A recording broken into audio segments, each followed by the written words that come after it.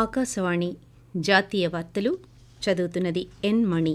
ముఖ్యాంశాలు: సృజనాత్మకత, భావుకత అనేవి భారతీయ సాహిత్యంలో మిళితమై ఉన్నాయని రాష్ట్రపతి ద్రౌపది ముర్ము అన్నారు. భారత వైమానిక దళం ఆపరేషన్ సింధూర్ సమయంలో ఆదర్శప్రాయమైన ధైర్యాన్ని ప్రదర్శించిందని రక్షణ మంత్రి రాజ్నాథ్ సింగ్ పేర్కొన్నారు. సిక్కిం రాష్ట్ర అవతరణ దినోత్సవం సందర్భంగా రాష్ట్రపతి ద్రౌపది ముర్ము, ప్రధానమంత్రి నరేంద్ర మోదీ శుభాకాంక్షలు తెలిపారు. ఆపరేషన్ సింధూర్ విజయం సందర్భంగా భారత సాయుధ దళాల ధైర్యం, త్యాగాలను గౌరవిస్తూ దేశవ్యాప్తంగా తిరంగా యాత్ర కొనసాగుతోంది. వార్తల వివరాలు: సృజనాత్మకత, భావుకత అనేవి భారతీయ సాహిత్యంలో మిళితమై ఉన్నాయని రాష్ట్రపతి ద్రౌపది ముర్ము అన్నారు. 2023 సంవత్సరానికి గాను 58వ జ్ఞానపీఠ్ అవార్డులను రాష్ట్రపతి ఈరోజు న్యూఢిల్లీలో ప్రదానం చేశారు. సంస్కృత పండితుడు జగద్గురు రామ్ భద్రాచార్య, ప్రఖ్యాత ఉర్దూ కవి, గేయ రచయిత గుల్జార్ ఈ ప్రతిష్టాత్మక అవార్డుకు ఎంపికయ్యారు. సాహిత్య రంగంలో వారి అత్యుత్తమ కృషికి గాను ఈ అవార్డుతో సత్కరించారు. ఈ సందర్భంగా భారతదేశంలో సాహిత్యానికి ఎంతో గుర్తింపు ఉందని రాష్ట్రపతి పేర్కొంటూ, भारतीय ज्ञानपीठ इन दो शब्दों में भारत भूमि में विकसित ज्ञान तथा सृजन की परंपराओं की मूलभूत एकता व्यक्त होती है। ये एकता पूरी भारत में भावनात्मक, सांस्कृतिक और साहित्यिक एकता की अभिव्यक्ति है। भारत की सभी भाषाओं के साहित्य में भारत की मिट्टी की महक होती है। इस अखिल भारतीय चेतना को व्यक्त करते हुए उत्कलमणि पंडित गोपबंधु दास ने लिखा था, थिले जही तही भारत बक्षरे मणिबी मु अच्छी आपणा कक्षरे मनेत्रे भारत शिला शालग्राम प्रतिष्ठाने मरो प्रिय पुरीधाम. భారత్ అంతరిక్ష పరిశోధనా సంస్థ ఇస్రో ఈ నెల 18వ తేదీన షార్ నుంచి PSLV C-61 రాకెట్ను ప్రయోగించనుంది. దీని ద్వారా భూ పరిశీలన ఉపగ్రహం EOS రిసాట్ 18ని కక్ష్యలోకి ప్రవేశపెట్టనున్నారు. రేపు ఉదయం 7:59 ఈ మిషన్ కౌంట్ డౌన్ ప్రారంభం కానుంది. నిరంతరాయంగా 22 గంటల పాటు కొనసాగిన తరువాత ఆదివారం ఉదయం 5:59 రాకెట్ నింగిలోకి వెళ్లనుంది. ఈ ప్రయోగ ఏర్పాట్లను ఇస్రో చైర్మన్ వి నారాయణన్ పర్యవేక్షిస్తున్నారు. కాగా ఈ సంవత్సరం జనవరిలో 100 రాకెట్ ప్రయోగాల మైలురాయిని అందుకున్న ఇస్రో 101వ రాకెట్ ప్రయోగానికి సిద్ధమైంది. భారత వైమానిక దళం ఆపరేషన్ సింధూర్ సమయంలో ఆదర్శప్రాయమైన ధైర్యాన్ని ప్రదర్శించడమే కాకుండా భారతదేశ రక్షణ సామర్థ్యాలను, నూతన ప్రమాణాలను నెలకొల్పిందని రక్షణ శాఖ మంత్రి రాజ్నాథ్ సింగ్ అన్నారు. ఈరోజు గుజరాత్లోని భుజ్ ఎయిర్ బేస్లో భారత వైమానిక దళ అధికారులతో భేటీ అయ్యారు. ఈ సందర్భంగా ఆయన మాట్లాడుతూ, ఆపరేషన్ సింధూర్ సమయంలో భారత సైన్యం పరాక్రమం చూసి దేశ విదేశాల్లోని భారతీయులు గర్విస్తున్నారన్నారు. ఈ ఆపరేషన్ ప్రపంచ దృష్టిని ఆకర్షించిందని తెలిపారు. సరిహద్దులు దాటకుండానే ఉగ్ర శిబిరాలను కూల్చివేసి దేశ రక్షణ వ్యవస్థ సాంకేతికతను ప్రపంచానికి తెలియజేసిందని కేంద్ర మంత్రి పేర్కొంటూ, ऑपरेशन सिंदूर में भारतीय वायुसेना ने जो प्रभावी भूमिका निभाई है उसकी सराहना इस देश में ही नहीं बल्कि दुनिया के दूसरे देशों में भी हो रही है। आपके इस ऑपरेशन में न केवल दुश्मनों को डोमिनेट किया है आपने, बल्कि उन्हें डेसिमेट करने में भी कामयाबी हासिल की है। आतंकवाद के खिलाफ चलाए गए इस अभियान को नेतृत्व हमारी एयरफोर्स ने ही किया और हमारी एयरफोर्स एक ऐसी स्काई फोर्स है जिसने अपने शौर्य, पराक्रम और प्रताप से आसमान की नई और बुलंद ऊंचाइयों को भी छू लिया है. జాతీయ భద్రత, ఇంటెలిజెన్స్, ఇన్ఫ్రాస్ట్రక్చర్ పటిష్టతకు భారత ప్రభుత్వం దృఢ సంకల్పంతో ఉందని కేంద్ర హోంమంత్రి అమిత్ షా అన్నారు. న్యూఢిల్లీలోని నార్త్ బ్లాక్లో నూతన మల్టీ ఏజెన్సీ సెంటర్ MACను ఈరోజు హోంమంత్రి ప్రారంభించారు.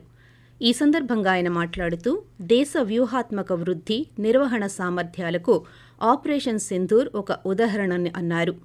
ఈ ఆపరేషన్ విజయానికి ప్రధానమంత్రి మోదీ దృఢ సంకల్పం, ఖచ్చితమైన, సకాలంలో అందిన ఇంటెలిజెన్స్ సమాచారం, భారత సాయుధ దళాల బలం కారణాలని అమిత్ షా ప్రశంసించారు.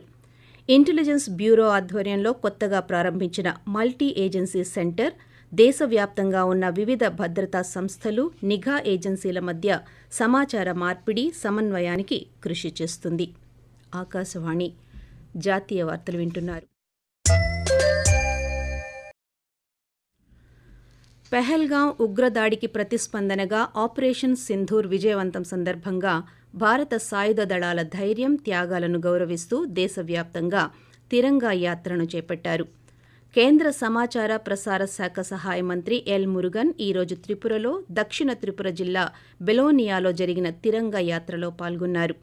ఈ సందర్భంగా ఆయన మాట్లాడుతూ ఉగ్రవాదాన్ని నిర్మూలించేందుకు భారత్ కట్టుబడి ఉందన్నారు. కేరళలోని కొచ్చిలో జరిగిన తిరంగా యాత్రలో మాజీ సైనికులు, విద్యార్థులు సహా పెద్ద సంఖ్యలో ప్రజలు పాల్గొన్నారు. ఆంధ్రప్రదేశ్లోని విజయవాడలో ముఖ్యమంత్రి నారా చంద్రబాబు నాయుడు నేతృత్వంలో తిరంగా ర్యాలీని చేపట్టారు. ఈ ర్యాలీ ఇందిరాగాంధీ మున్సిపల్ స్టేడియం నుండి బెంచ్ సర్కిల్ వరకు కొనసాగింది. ఈ సందర్భంగా ముఖ్యమంత్రి మాట్లాడుతూ ఉగ్రవాదాన్ని అణిచివేసేందుకు కేంద్ర ప్రభుత్వం కృతనిశ్చయంతో ఉందని అన్నారు. భారత సాయుధ దళాలు ఆపరేషన్ సింధూర్ ద్వారా తమ పరాక్రమాన్ని ప్రపంచవ్యాప్తంగా చాటి చెప్పారని ముఖ్యమంత్రి తెలియజేస్తూ, ఉగ్రవాదంపై పోరులో మన రక్షణ దళాలు పోరాటానికి సెల్యూట్ చేస్తున్నాను. అందరూ కూడా గర్వించదగ్గ సైనిక దళాలు మనకు ఉండడం మన దేశానికి ఒక గర్వ కారణం. దీన్ని మనందరం అభినందించాల్సిన అవసరం ఉంది. మనం ఎప్పుడు కూడా వేరే దేశాలపైన యుద్ధానికి పోవడం లేదు, కానీ ప్రపంచాన్ని పట్టి పీడిస్తున్న సమస్య ఉగ్రవాదం. ఉగ్రవాదం పైన పోరాడే ఏకైక దేశం భారతదేశం, ఏకైక నాయకుడు నరేంద్ర మోడీ. సిక్కిం రాష్ట్ర అవతరణ దినోత్సవం సందర్భంగా ఈరోజు రాష్ట్రపతి ద్రౌపది ముర్ము, ప్రధానమంత్రి నరేంద్ర మోదీ ఆ రాష్ట్ర ప్రజలకు శుభాకాంక్షలు తెలిపారు. అపరిమితమైన సహజ సౌందర్యంతో సిక్కిం రాష్ట్ర సంస్కృతి, వారసత్వం, ప్రజల ఆప్యాయత పట్ల విస్తృత ప్రశంసలు అందుకుంటుందని రాష్ట్రపతి సామాజిక మాధ్యమంలో పేర్కొన్నారు. సిక్కిం ప్రకృతితో సామరస్యపూర్వక సహజీవనాన్ని ప్రదర్శిస్తూ స్థిరమైన అభివృద్ధికి ఉదాహరణగా నిలుస్తుందని రాష్ట్రపతి పేర్కొన్నారు. ప్రశాంతమైన సౌందర్యం కలిగిన సిక్కిం గొప్ప సాంస్కృతిక సాంప్రదాయాలు, శ్రమజీవులతో ముడిపడి ఉందని ప్రధానమంత్రి నరేంద్ర మోదీ అన్నారు. ఈ రాష్ట్రం విభిన్న రంగాలలో పురోగతి సాధించిందని సామాజిక మాధ్యమంలో ప్రధానమంత్రి పేర్కొన్నారు. జమ్మూ కశ్మీర్లోని బుద్గాం జిల్లాలో 3 అనుమానిత ఉగ్రవాదులను భద్రతా బలగాలు ఈరోజు అదుపులోకి తీసుకున్నాయి. వీరికి నిషేధిత ఉగ్రవాద సంస్థ లష్కరే తోయిబాతో సంబంధాలున్నాయని తెలిపాయి. ఈ ప్రాంతంలో వీళ్లు ఉగ్రవాద కార్యకలాపాలకు పాల్పడడమే కాకుండా యువతను ఉగ్రవాదం వైపు ఆకర్షించేందుకు ప్రయత్నిస్తున్నారని తెలిపారు. ఈ 3ని ముజామిల్ అహ్మద్, ఇషాక్ పండిట్, మునీర్ అహ్మద్గా గుర్తించామన్నారు. వీరిని మగంలో అరెస్టు చేశామని, వీరి వద్ద నుంచి పలు ఆయుధాలను స్వాధీనం చేసుకుని విచారిస్తున్నామని భద్రతా దళాలు తెలిపాయి.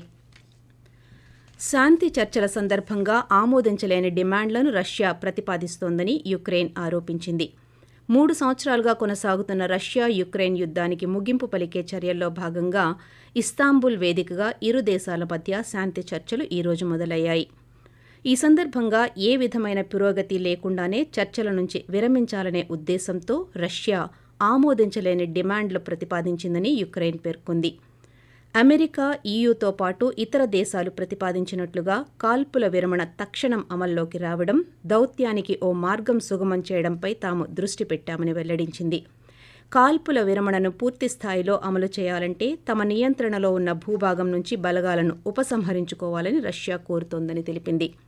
కాగా ఈ చర్చలకు యుక్రెయిన్ తరపున రక్షణ మంత్రి రుస్తెం ఉమరోవ్ నేతృత్వంలోని బృందం పాల్గొనగా రష్యా నుంచి అధ్యక్షుడి ప్రతినిధి వ్లాదిమిర్ మెడిన్స్కీ పాల్గొన్నారు. దేశీయ స్టాక్ మార్కెట్ సూచీలు ఈరోజు నష్టాల్లో ముగిశాయి. సెన్సెక్స్ ఉదయం 82,530 పాయింట్ల వద్ద నష్టాల్లో ప్రారంభమై చివరికి 200 పాయింట్ల నష్టంతో 82,330 వద్ద ముగిసింది. నిఫ్టీ సైతం 42 పాయింట్ల నష్టంతో 25,019 వద్ద స్థిరపడింది. డాలరుతో రూపాయి మారకం విలువ 3 పైసలు బలపడి 85.51గా ఉంది. వార్తలు ముగించే ముందు ముఖ్యాంశాలు మరోసారి. సృజనాత్మకత, భావుకత అనేవి భారతీయ సాహిత్యంలో మిళితమై ఉన్నాయని రాష్ట్రపతి ద్రౌపది ముర్ము అన్నారు. భారత వైమానిక దళం ఆపరేషన్ సింధూర్ సమయంలో ఆదర్శప్రాయమైన ధైర్యాన్ని ప్రదర్శించిందని రక్షణ మంత్రి రాజ్నాథ్ సింగ్ పేర్కొన్నారు. సిక్కిం రాష్ట్ర అవతరణ దినోత్సవం సందర్భంగా రాష్ట్రపతి ద్రౌపది ముర్ము, ప్రధానమంత్రి నరేంద్ర మోదీ శుభాకాంక్షలు తెలియజేశారు. ఆకాశవాణి జాతీయ వార్తలు ఇంతటితో సమాప్తం. రేపు ఉదయం 6:45 ప్రాంతీయ వార్తలు వింటారు.